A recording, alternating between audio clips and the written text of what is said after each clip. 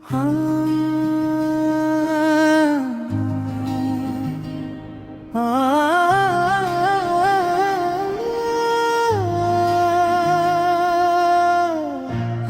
13 రోజుల ప్రయాణం, మరణం తర్వాత 13 రోజుల్లో ఆత్మ ఎక్కడికి వెళ్తుంది? ఈ 13 రోజుల క్రియలు ఎందుకు చేస్తారు? ఇప్పుడు తెలుసుకుందా. మరణం జరిగిన వెంటనే, మనిషి శరీరం విడిచిన వెంటనే ఆత్మ సూక్ష్మ శరీరంతో ప్రయాణం ప్రారంభిస్తుంది. ఈ సమయంలో ఆత్మకు తన శరీరంపై ఇంకా మమకారం ఉంటుంది. అందుకే శాస్త్రాల ప్రకారం శరీరాన్ని అగ్నికి అప్పగించడం ద్వారా ఆత్మకు విముక్తి మార్గం సుగమమవుతుంది.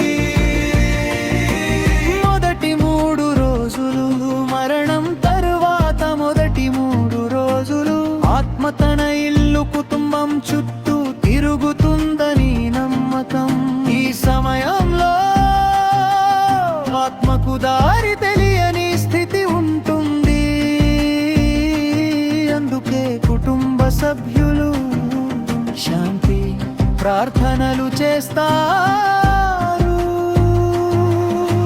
4వ రోజు నుంచి 10వ రోజు వరకు ఈ రోజుల్లో ఆత్మకు ప్రేత స్థితి ఉంటుందని గరుడ పురాణం చెబుతుంది.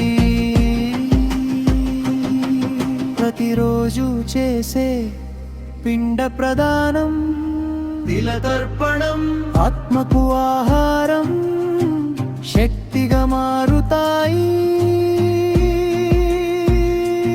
ఈ క్రియల ద్వారా ఆత్మకు సూక్ష్మ శరీరం ఏర్పడుతుంది మరియు తదుపరి లోకానికి ప్రయాణం సులభమవుతుంది. 11వ రోజు ఏకోదిష్ట శ్రాద్ధం. ఈ రోజు చాలా ముఖ్యమైనది. కర్మను పితృలోకానికి పంపే ప్రధాన క్రియ ఇది. ఇక్కడ ఆత్మను ప్రేత స్థితి నుంచి పితృస్థితికి చేర్చుతారు. 12వ రోజు సపిండీకరణ. ఈ రోజు మరణించిన వ్యక్తి ఆత్మ పూర్వీకులతో కలిసిపోతుంది. అంతా పితృదేవతలలో ఒక భాగంగా మారుతుంది. ఇది లేకపోతే ఆత్మకు శాంతి దక్కదని శాస్త్రాలు చెబుతాయి. 13వ రోజు కర్మకాండ ముగింపు. 13వ రోజు ఆత్మ ప్రయాణానికి ముగింపు కాదు, కానీ ఒక కొత్త దశకు ఆరంభం. ఈ రోజు తర్వాత ఆత్మ తన కర్మల ఆధారంగా పితృలోకంలో ఉండవచ్చు, లేదా మళ్ళీ జన్మకు సిద్ధమవుతుంది. ఈ రోజులు ఎందుకు ముఖ్యమైనవి? ఆత్మకు శాంతి కోసం, కుటుంబానికి మానసిక ధైర్యం కోసం,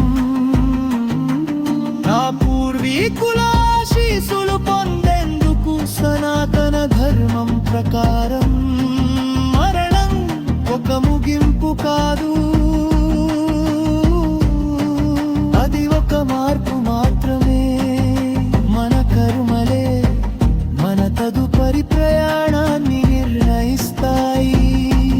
అందుకే మంచి ఆలోచనలు, మంచి కార్యాలు మన జీవితం మాత్రమే కాదు,